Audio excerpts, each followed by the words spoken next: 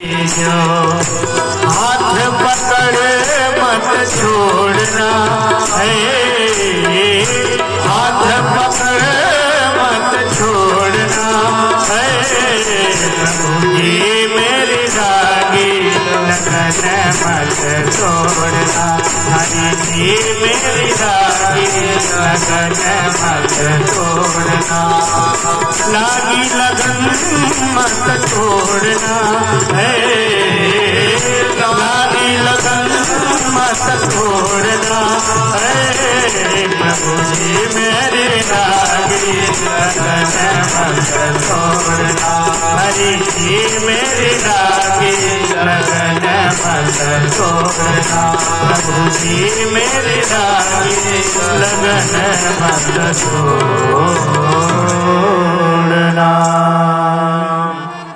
बोले भक्तवत्सल भगवान की। इनका वंश ध्रुव जी का वंश समाप्त होता है। इनके जो चाचा थे प्रियव्रत, प्रियव्रत के पुत्र हुए आग्नेद्र, आग्नेद्र के पुत्र हुए नाभि। नाभिद महाराज यज्ञ किए तो भगवान नारायण प्रसन्न हो गए। जब भगवान नारायण प्रसन्न हुए तो नाभि महाराज घबरा गए और भगवान से कुछ मांग नहीं रहे थे, संकोचवश। भगवान कहे कि नाभि आप वरदान मांगे, आपको क्या चाहिए? तो जो ब्राह्मण वहां थे यज्ञ करा रहे थे, कहे कि प्रभु हमारे जजमान आपसे खुलकर बोल नहीं पा रहे हैं या आपके जैसे ही पुत्र चाहते हैं। हमारे जजमान खुद बोल नहीं पा रहे हैं, लेकिन इनके अंदर अभिलाषा यह है कि आपके जैसे ही पुत्र चाह रहे हैं, आप इनके पुत्र बनिए। भगवान कहे कि ठीक है, मेरे जैसे पुत्र पता नहीं कैसे होंगे, लेकिन आप लोग का वचन है तो मैं इनका पुत्र जरूर बनकर आऊंगा। तो इन्हीं के घर मेरु देवी के गर्भ से भगवान ऋषभदेव का जन्म हुआ। बोले ऋषभदेव भगवान की। ऋषभदेव भगवान जैन धर्म के प्रवर्तक हैं। ऋषभदेव विवाह के इंद्र के पुत्री से। ऋषभदेव के प्रभाव को देखकर इंद्र के अंदर घृणा होने लगी। ध्यान दीजिएगा, ऋषभदेव भगवान के स्वरूप थे, भगवान के रूप थे, भगवान के अवतार थे। ऋषभदेव के प्रभाव जब इंद्र देखने तो वहां के जलन होने लगा इंद्र भगवान का। तो ऋषभदेव से जलन के द्वारा इंद्र भगवान जहां ऋषभदेव रहते थे वहां बारिश नहीं कराते थे। यानी कि जहां ऋषभदेव के जहां क्षेत्र रहे तो पूरा क्षेत्र में इंद्र भगवान बारिश नहीं कराएंगे। तो ऋषभदेव भगवान अपनी प्रभाव से, अपनी माया के बल पर, अपने शक्ति के बल पर उस क्षेत्र में बारिश समय से करा दें और कृषि फसल खूब बढ़िया होकर। अब इंद्र भगवान घबरा गए कि भाई ये क्षेत्र में हम बारिश नहीं करत, लेकिन बारिश समय समय से होता ही कैसे? जान गए कि कोनो साधारण व्यक्ति लेखन कि भगवान है। ऋषभदेव क्या क्या प्रणाम कहनी इंद्र भगवान, अपनी गलती के क्षमा मांगनी और अपने पुत्री के विवाह जयंती के ऋषभदेव भगवान के साथ कर दहनी। वहां का प्रभाव देख के अब ऋषभदेव के द्वारा, ध्यान दीजिए, ऋषभदेव के द्वारा 100 पुत्र हुए। इंद्र की पुत्री और ऋषभदेव के द्वारा 100 पुत्र हुए। 100 पुत्र में भरत सबसे बड़े थे। भरत के नाम से ही इस देश का नाम भरत रखा गया, अब बाद में भारत रख दिया गया। ऋषभदेव के पुत्र हुए भरत, उन्हीं के नाम से इस खंड का नाम भरत खंड रखा गया। अब भरत खंड को ही बाद में भारत वर्ष बना दिया गया। समझे कि नहीं? इस देश में 3 भरत हुए। एक ऋषभ देव के पुत्र भरत, एक शकुंतला और दुष्यंत के पुत्र भरत, दूसरे राम जी के भाई दशरथ पुत्र भरत। इन 3 भरत के द्वारा इस देश का नाम भारत रखा गया।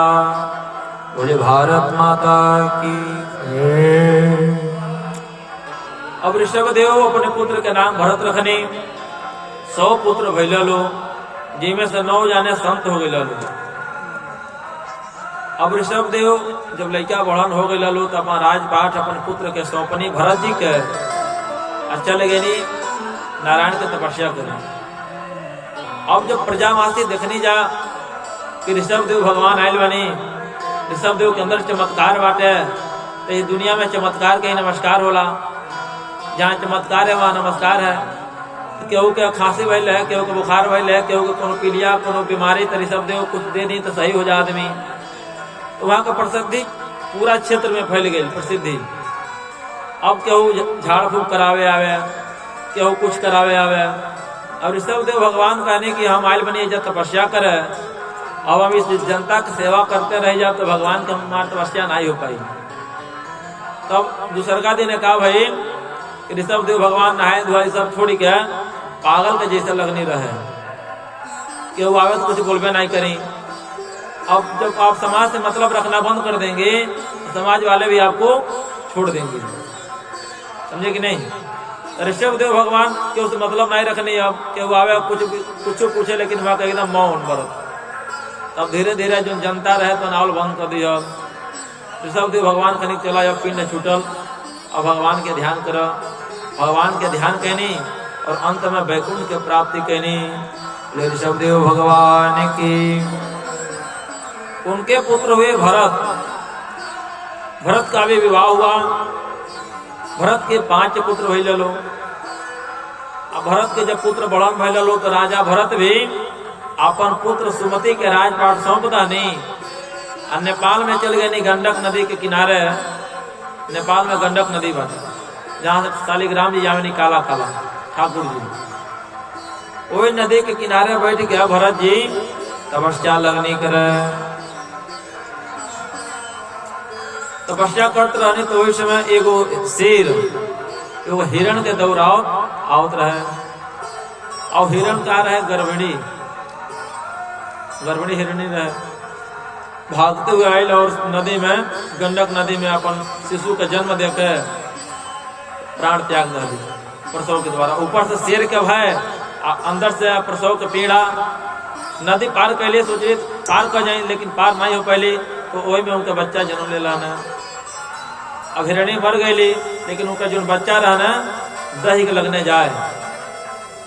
अब भरत जी सोचने की हमारे सामने अगर कोनो बच्चा मर जाए तो अनर्थ हो जाए, हमारी तपस्या समझा सब भंग हो जाए। जैसे भैया गए वो दिन टहलने के लिए तो गाय की बाछी मिल गई, वैसे ही भरत जी हो जाए नहीं तपस्या करे तो वहां के सामने हिरण बच्चा दे दहल।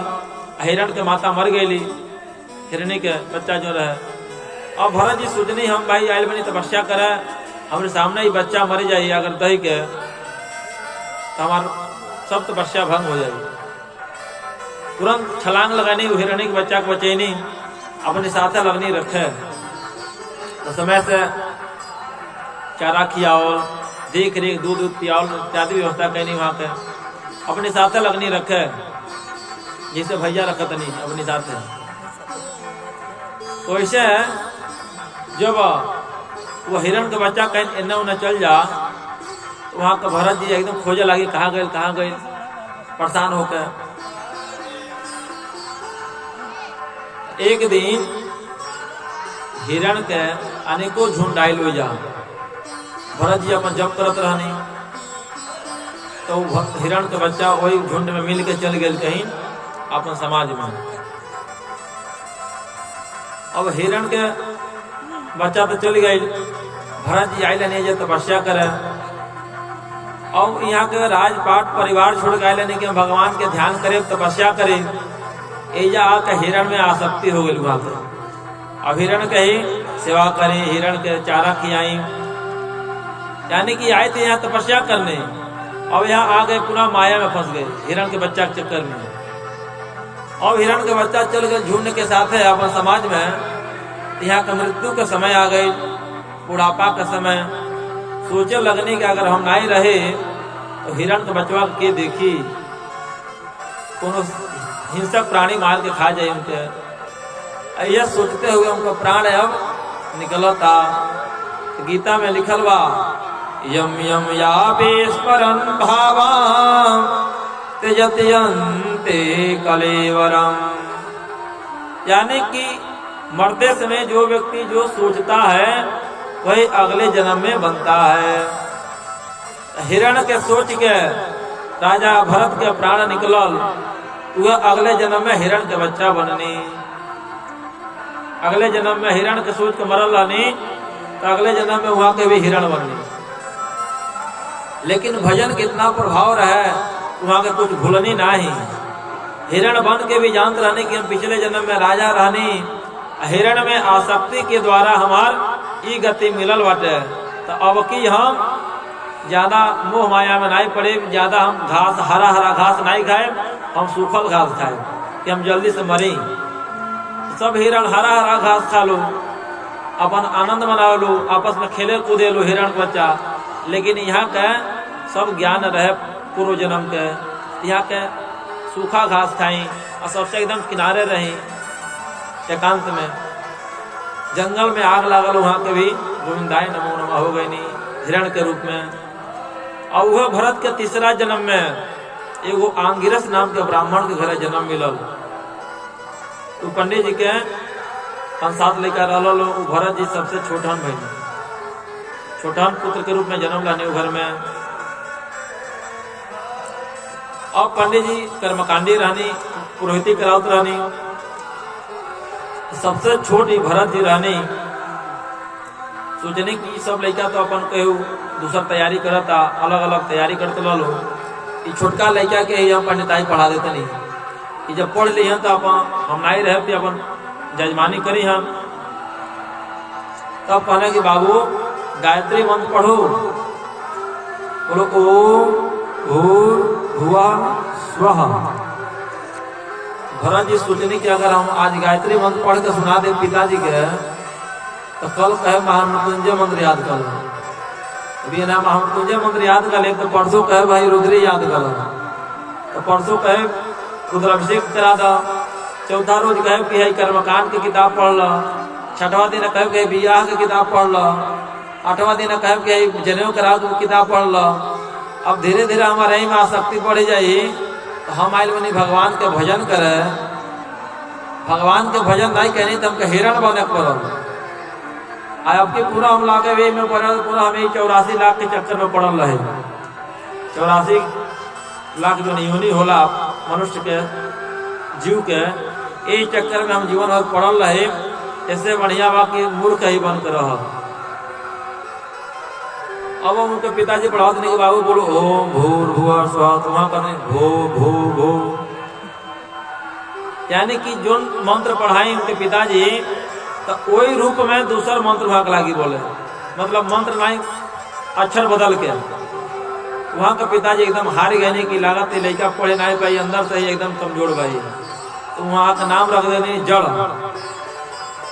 भरत जी का नाम रख देने जड़। तो वहां का पूरा नाम हो गए जड़ भरत। का नाम भाई? जड़ भरत। अब जड़ भरत जी के पिताजी तक कुछ समय के बाद चल गए नहीं, गोलोकवास हो गए नहीं। उनके माता भी सती हो गई पिताजी के साथ है। और घर में 5-7 भाई, सबसे छोट जड़ भरत जी महाराज। अब सब भाई अपन काम करे चल जालो, भरत जी घर में अकेले रही, खाली खाएं या सूते भगवान के भजन करें।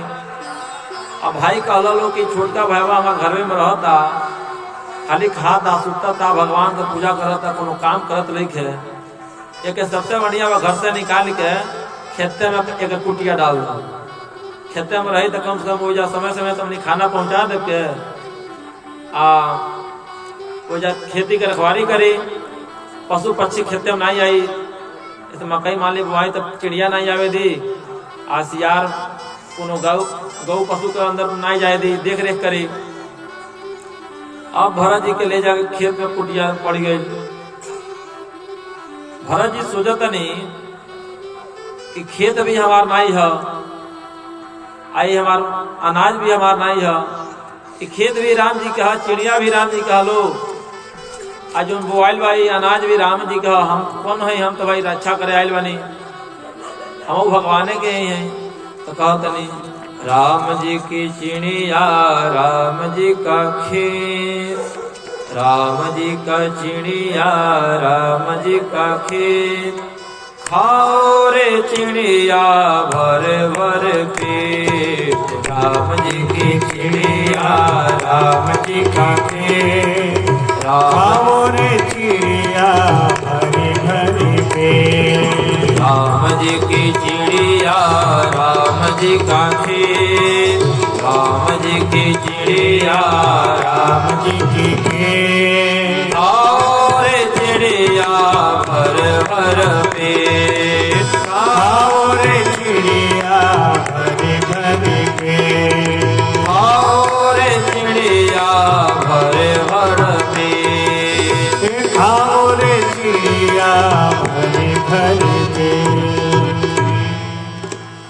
अब भरत जी सोच रहे हैं कि यह खेत भी मेरा नहीं है, चिड़िया भी मेरी नहीं है, अनाज भी मेरा नहीं है, सब राम जी दे रहे हैं, मैं भी राम जी का ही हूँ, क्यों चिड़िया को भगाऊं? चिड़िया भी जीव हैं, उनका भी अधिकार होता है खाने के लिए, छोड़ दो, खाने दो। अब अगले दिन उनका भाई अल लो, देखला लो, सब गाय भैंस पूरा अनाज खा भइल लो, चिड़िया सब खा भइल लो, अनाज समाप्त हो गई, कुछ बचल बाटे। कहल लो तू कोनो काम के वाला नहीं, चलो वो जा गड्ढा बाटे कोड़ के बराबर कर, गड्ढा बा उसको बराबर करा, समतल करा।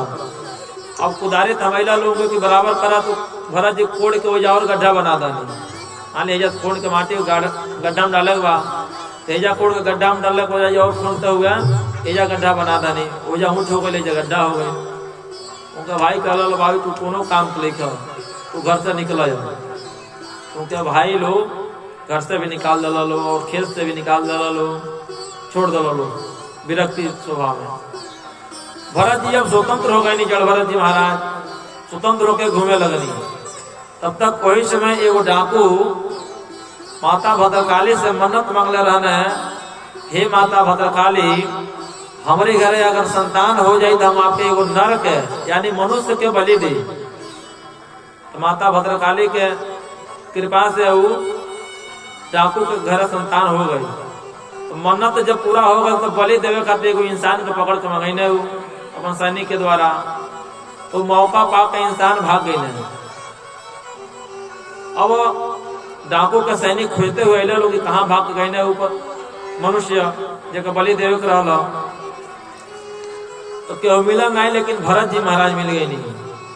भरत जी को पकड़ के ले गए लो, मोटा चौड़ा रानी भरत जी की बलि लायक ये बात है, पकड़ कर ले गए लो डाकू के सामने। और डाकू जब देखे ना कि मोटा चौड़ा एकदम बाटे ताजा एकदम, तो उनके स्नान करावल गए भरत जी के, बढ़िया टीका चंदन कपड़ा पहनावल गई, माता भद्रकाली के मंदिर में ले गए, खूब मालपुआ इत्यादि बनल है, खूब खियावल गई। माता भद्रकाली के सामने कहना कि तू ये लेट जाए। भरत जी एकदम अलमस्त सन, ना केहू से दोस्ती ना केहू से बैर, जोन व्यक्ति जोन कहे तो कहीं ठीक बा, कहने को ऐजा लेट जा। जब भरत जी महाराज वो लेट गए नहीं, कहने कि भाई हमारा लग रहा है कि आज ही मृत्यु है, काल की प्रेरणा से सब हो रहा है, मैं क्या हाथ पैर चलाऊं, जाने दो, भगवान के ही मंजूर है। अब डाकू कहले पर जड़ भरत जी महाराज माता भद्रकाली के सामने लेट गए नहीं, बलि चढ़ावा खातिर। माता भद्रकाली के रही नहीं गई कि ई ब्राह्मण बाने आ तपस्वी बाने, हमेशा भगवान के ध्यान पूजन बंधन करे न, एकदम निर्मल बाने, इनके अंदर कोनो खल कपट बाटे नहीं, आई डाकू इनके बलि देवे जाता है, हमारे सामने अत्याचार होता। तुरंत माता भद्रकाली प्रकट हो गई मूर्ति से, और वो तलवार छीन के सब सैनिक के सब धड़ से अलग कर डाली। बोले माता भद्रकाली के काली काली महाकाली कालिके परमेश्वरी सर्वानंद करे देवी नारायणी नमस्तुते। जयंती मंगला काले भद्रकाले कपालिनी दुर्गा क्षमा शिवा धात्री स्वाहा स्वधा नमस्तुते। माता भद्रकाली तुरंत तलवार छीनी सब सैनिक के साथ घर से अलग कर रहे। जड़भरत जी महाराज देखने की सब सैनिक मारल गए लो। माता भद्रकाली का प्रणाम कहनी हमोड़ी नीचे गाड़ के धीरे से हो जाता है, प्रसन्न मुद्रा में निकल गई नहीं। अब रास्ता में जाता नहीं, तब तक वही समय वो देश के राजा रहुगण पालकी में बैठ के अपन सारथी लोग के साथ में, कहार लोग के साथ में कपिल भगवान के आश्रम जात रहने कथा सुने। बहुत सत्संगी राजा रहने हो, ऋषि महर्षि के लगे जाके बैठ के कथा सुने हमेशा। तो उस समय कपिल भगवान के लगे जाते रहने कथा सुने। तब तक मार्ग में, रास्ता में एगो कहार बीमार पड़ गई ने। अब कहार खला लो कि राजन, एक कहार हमारा जो सैनिक है, साथी है, बीमार पड़ गया है, इसके जगह पर कोई मार्ग में मिले तो उसको लगा लिया जाएगा। राजा के कान में बात डाल डाला लो। राजा कहने ठीक है भाई, पूरी प्रजा हमारी सेवक है, कोई मिलेगा उसको लगा लेना। अब रास्ते में कोई मिला तो नहीं, लेकिन जड़भरत जी महाराज मिल गए। जड़भरत जी महाराज के पकड़ के कहार के रूप में लगा लो। भरत जी मोटा चौड़ा रहनी, वहां को जहाज ये लगाओ लग जाये। अब वहां क्या सबसे आगे हो गई नहीं, कहार ले लहनी।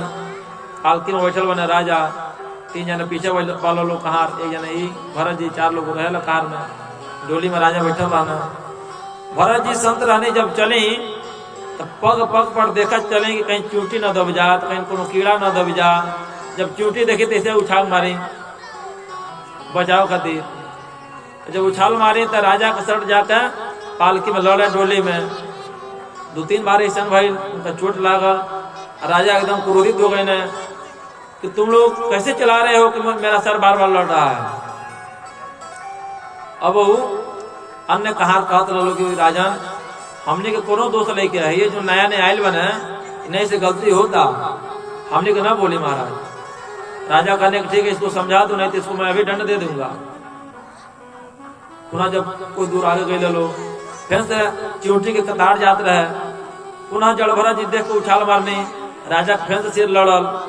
अब की पुनः क्रोधित होकर कहने के चिकित्सा नन्न पाने रिवा, तुम मोटे चौड़े होकर और एकदम दुबले के जैसे चल रहे हो लेकर, तुम जानते नहीं हो कि मैं राजा हूं, अभी मैं तुम्हारा चिकित्सा कर दूंगा, ऐसा सजा दूंगा कि यमराज भी वैसा सजा नहीं देता है। क्या समझ रहे हो? तो वैसी बात जब बोले, जड़भरत जी महाराज एकदम मौन हो गए। कहे कि अगर आज मैं नहीं बोलूंगा, आज मैं इसको उत्तर नहीं दूंगा तो यह नरक में चला जाएगा। और नरक में जाएगा तो लोग यही कहेंगे कि जो राजा हमेशा सत्संग करता था, ऋषि महर्षि के बीच में जाकर कथा सुनता था, उस राजा के भी नरक की प्राप्ति हुई। कहेंगे कि नहीं लोग, क्योंकि हमेशा कथा सुनते थे रहुगण। तो इसीलिए आज जड़भरत जी बोल रहे हैं कि राजन, तुम किसको कह रहे हो को चिकित्सा कर दूंगा? क्या इस शरीर की चिकित्सा करोगे? मैं शरीर नहीं हूं, मैं आत्मा हूं। कष्ट होता है शरीर को, पीड़ा होता है शरीर को, मैं तो आत्मा हूं। आत्मा को ना कोई काट सकता है, ना कोई मार सकता है, ना गला सकता है। नैनम चिंतन शास्त्राणी नैनम दाति पावक। आत्मा को कोई गला नहीं सकता, ना कोई जला सकता है, ना कोई काट सकता है, ना कोई सड़ा सकता है।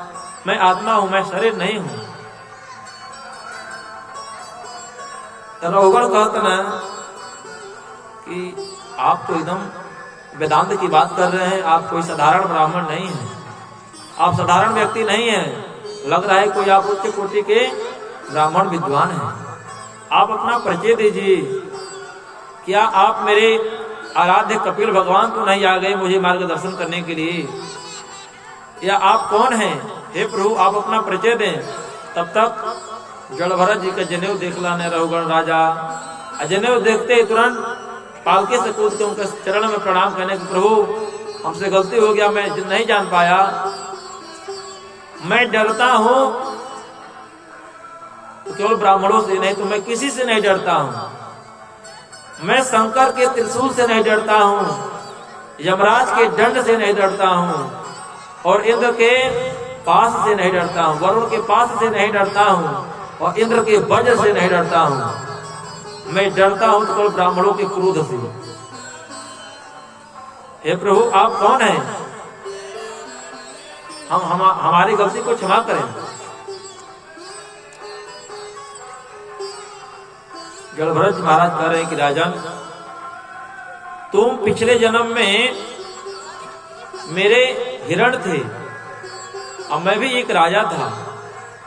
तो रघुगण राजा जानते के रहे, वो रघुगण राजा ही पिछले जन्म में हिरण बना रहा, जो ना हिरण के है भरत जी महाराज सेवा करें, सत्कार करें, चारा खिलाएं। वह हिरण आज रघुगण राजा बना रहा।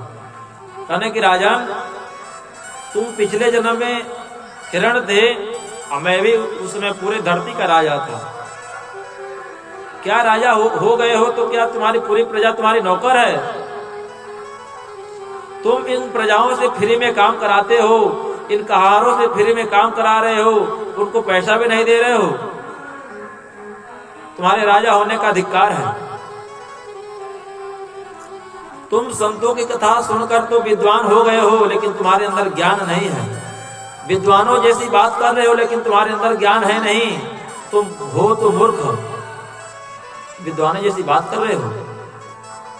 वहां अनेकों सत्संग की बात होती है।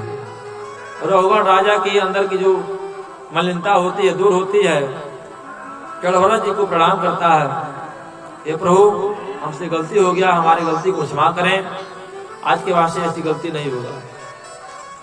पुनः जलभरत जी महाराज वजह से निकलनी है सीधे भगवान के ध्यान करते हुए। समय जब आए तो गोलोक धाम की प्राप्ति करनी है। वृंदावन वाके बिहारी लाल की जय।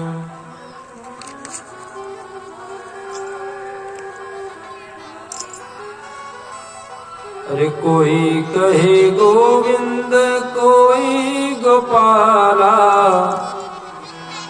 कोई कहे गोविंद कोई गोपाला, मैं तो कहूँ सावरिया बांसुरिया वाला, मैं तो कहूँ सावरिया बांसुरिया वाला। कोई कहे गोविंद कोई गोपाला, कोई कहे गोविंद कोई गोपाला, कोई कहे गोविंद कोई गोपाला, मैं तो कहूँ सावरिया बांसुरिया वाला, मैं तो कहूँ सावरिया बांसुरिया वाला। जय हो।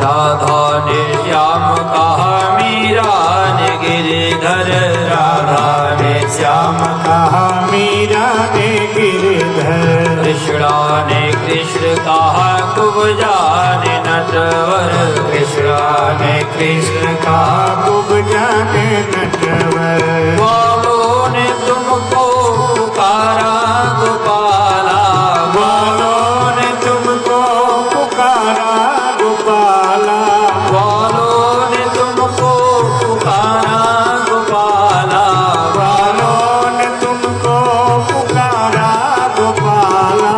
मैं तो कहूँ सावरिया बांसुरिया वाला, मैं तो कहूँ सावरिया बांसुरिया वाला,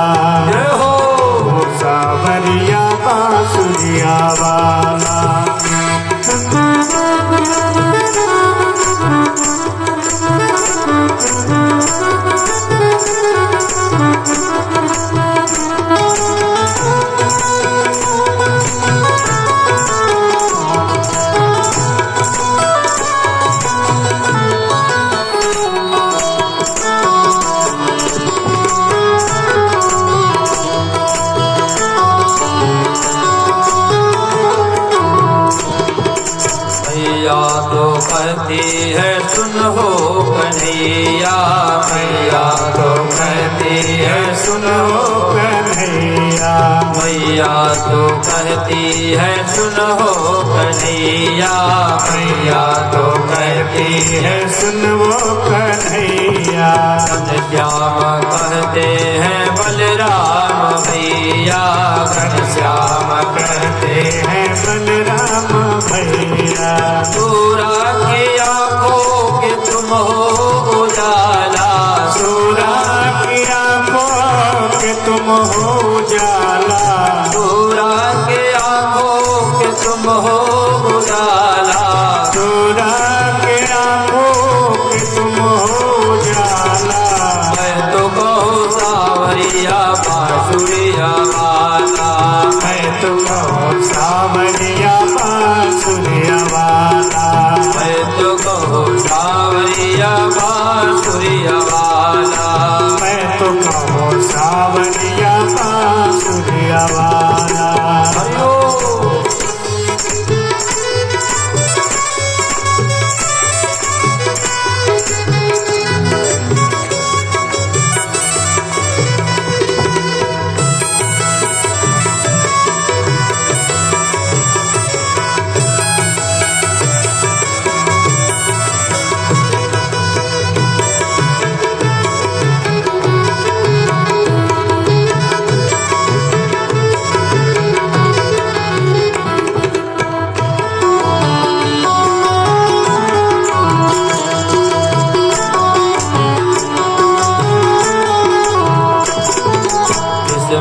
के वनवारी अर्जुन के मोहन, विस्मय के वनवारी अर्जुन के मोहन, विस्मय के वनवारी अर्जुन के मोहन, विस्मय के बनवारी अर्जुन के मोहन।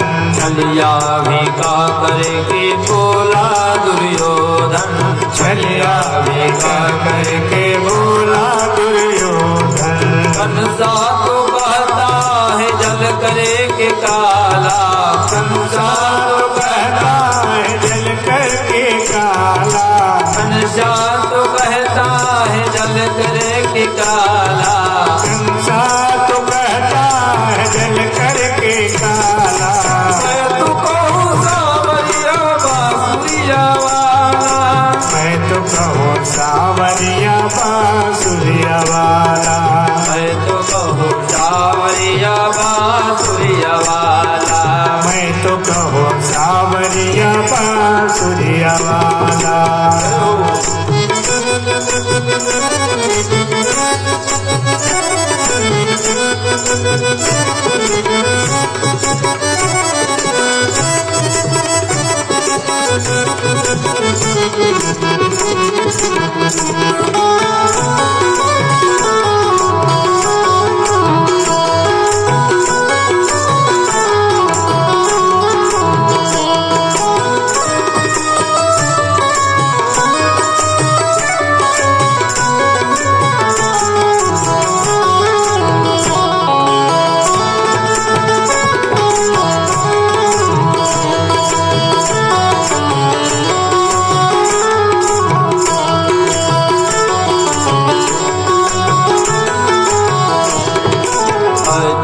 युधिष्ठिर के उद्धव के माधव, युधिष्ठिर के उद्धव के माधव, युधिष्ठिर के उद्धव के माधव, युधिष्ठिर के उद्धव के माधव।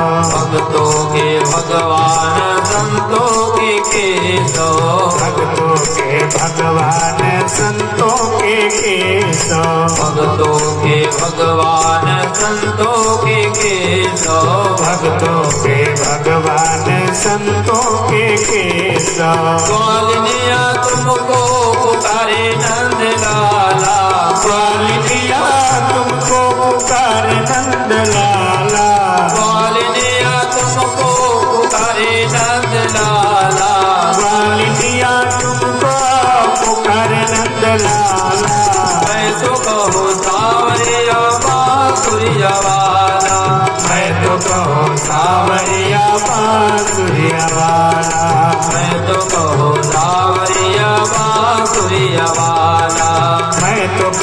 सावरिया बांसुरिया वाला।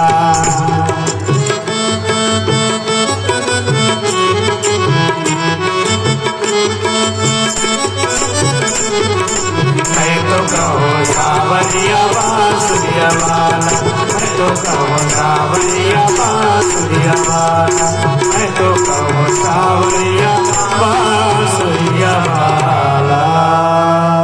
बोल भक्तवत्सल भगवान की और मुकुटवंशी वारे की।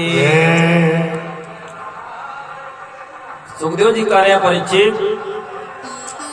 यहाँ पर 7 दीप है, 9 खंड है, जिसमें से 9 वर्ष भी है। उसमें से एक है जम्बू द्वीप में है भारतवर्ष। भारतवर्ष में गंगा, जमुना, सरस्वती, त्रिवेणी अनेकों नदियां हैं, अनेकों पर्वत हैं, अनेकों वन हैं। यह भारत की विशेषता है। जो भारत से अलग जितने भूमि हैं वो केवल भोग भूमि है, वहाँ केवल भोग किया जाएगा, लेकिन कर्म करने के लिए भारत भूमि है। भारत भूमि में ही भगवान राम का जन्म हुआ है, भगवान कृष्ण का जन्म हुआ है। सभी देवताओं का जन्म कहाँ? भारत में हुआ। सभी नदियां कहाँ हैं? भारत में हैं। इस भारतवर्ष में जन्म लेने के लिए देवता भी लालायित रहते हैं कि मेरा जन्म भारत भूमि पर हो। क्योंकि भारत भूमि पर देवता इसलिए कहते हैं यहाँ गंगा में स्नान करने का फल मिलेगा, गंगा का लाभ मिलेगा, यमुना स्नान का लाभ मिलेगा, संगम नहाने का लाभ मिलेगा। दूसरे देश में जन्म लेंगे तो यह लाभ मिलने वाला नहीं है। एक संत कहते हैं अहो अमीशां किमकार शोभनम् प्रसन्न येषां सुविदे स्वयं हरे अर्जन्म लब्धं शुभारताजिरे मुकुंद श्रेयोपैकं स्पृहाहिनः। यानी देवता कहते हैं अहो, इस अहो अमेशाम किम कार्य शोभनम। यह भारत भूमि में क्या है कि लोग ललायित रहते हैं और यहाँ के लोग सौभाग्यशाली हैं कि भगवान का दर्शन करते हैं, भगवान के तीर्थों में भ्रमण करते हैं। हे प्रभु, आप हमारे ऊपर कृपा करें, मैं भी भारत में जन्म लूं। न यत्र वैकुंठ कथा सुधा भगा न साधवो भागवतास्तदाश्रया न यत्र यज्ञेश मखा महोत्सवा सुरेश लोकोऽपि न वैश सेव्यताम्। देवता कह रहे हैं स्वर्ग लोक में कि यहाँ न जप हो पाएगा, न यज्ञ हो पाएगा, न भगवान की समाधि लग पाएगी। यह सब तो सुलभ हो पाएगा भारत भूमि में ही। हे प्रभु, हमें भी भारत में जन्म लेने के लिए अवसर दीजिए, क्योंकि यह स्वर्ग तो केवल भोग के लिए है। स्वर्ग में कौन लोग भोगते हैं? अगर हमारे अंदर पुण्य होगा तो हम स्वर्ग जाएंगे, और जितना जीवन में पुण्य किए रहेंगे उसी का फल भोगेंगे, वहां पे सुख भोगेंगे। भारत में है तो सुख भी भोग रहे हैं, दुख भी भोग रहे हैं, भगवान का पूजन करने को भी मिल रहा है। स्वर्ग में भगवान का पूजा जब तक नहीं होता है, वहाँ केवल आपके कर्मों का भोग भोगना पड़ता है। अच्छा कर्म किए हैं तो वहाँ सुखी रहेंगे, गलत कर्म किए हैं तो दुखी रहेंगे, नरक में जाएंगे। कवि कहते हैं जो भरा नहीं है भाव से, जिसमें बहती रसधार नहीं, वो हृदय नहीं वो पत्थर है, जिसमें स्वदेश का प्यार नहीं। वृक्षों में चंदन बड़ा, नागों में जैसे शेष, नदियों में गंगा बड़ी, देशों में भारत देश। पूरे भारत माता के, भारत भूमि के, यह भारत की महिमा है। भागवत में विस्तार से बतलाया गया है। तब तक सुखदेव जी कह रहे हैं परीक्षित, इस धरती से 99,000 योजन दक्षिण दिशा के तरफ नरक है। 28 नरक मुख्य हैं। नरक तो अनेकों हैं, लेकिन मुख्य 28 नरक हैं। जो व्यक्ति जैसा कर्म करता है वैसा फल भोगता है उस नरक में। सुखदेव जी कह रहे हैं कि परीक्षित, नरक मानो धोबी घाट। जैसे धोबी घाट पर गंदा कपड़ा धुला जाता है, अगर उस कपड़े में मैल लगी रहती है, किसी का दाग लगा रहता है, तो धोबी घाट पर धोबी उसको खूब रगड़ रगड़ कर खूब पीटता है डंडा से साफ करने के लिए। तो वैसे ही हम गलत कर्म करते हैं तो यमराज हमें लेकर जाते हैं, हमको खूब सजा देते हैं। जब हम सजा भोग लेते हैं तब पुनः आते हैं भोग करने के लिए। करेंगे परीक्षित, जैसे धोबी घाट है वैसे यह शरीर भी है। अगर हम गलत कर्म करेंगे यमराज के दूत ले जाएंगे, हमें वैसे धुलेंगे, हमें स्वच्छ करेंगे, तब पुनः हम यहाँ आते हैं। तो जैसा कर्म किए रहेंगे वैसा फल भोगते हैं। कहते हैं कि परीक्षित, जो व्यक्ति मदिरा पान करते हैं, शराब पीते हैं, चोरी करते हैं, हिंसा करते हैं, गुटखा खाते हैं, उनको रो नरक की प्राप्ति होती है। वहां यमराज के दो लोहा गरम कर कर उसके मुख में डाल देते हैं कि अब खाओ। जो व्यक्ति सुरती खाते हैं, गुटखा खाते हैं, शराब पीते हैं, उनके मुख में यमराज के दो लोहा गरम कर कर उसके मुख में डाल देते हैं कि अब खाओ। इसीलिए सुरती नहीं खाया जाता है, शराब नहीं पिया जाता है।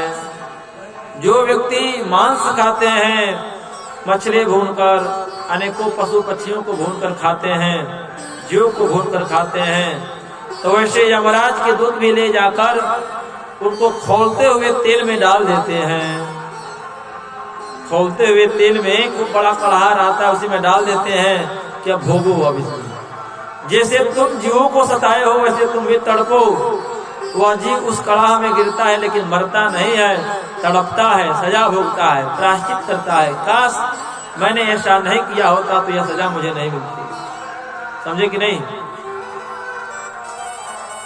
जो व्यक्ति चोरी करता है, गलत स्त्री का संग करता है, पराई स्त्री का संग करता है, अपने से बड़ों का सम्मान नहीं करता, वह अंध ताम्रिश नरक में जाता है। वहां यमराज के दो बालों को खूब गर्म कर कर उसी में डाल देते हैं और ऊपर से कोड़ा से पीटते हैं।